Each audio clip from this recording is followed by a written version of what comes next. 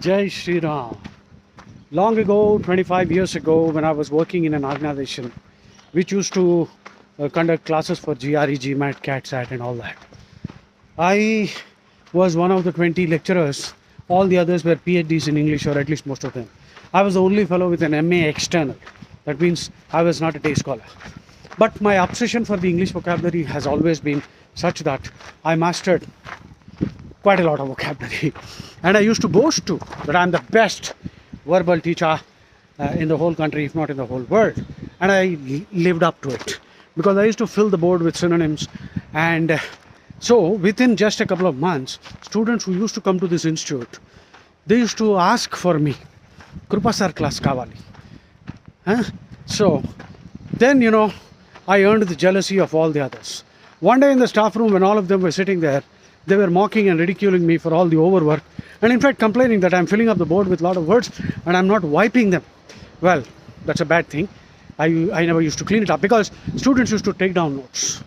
Now, they told me, Mr. Krupashankar, do you know the ABCD of teaching? I said, what the hell is that? They told me, do you think students come here to study? I said, well, I don't know. So they said, if students ask a question, avoid the question.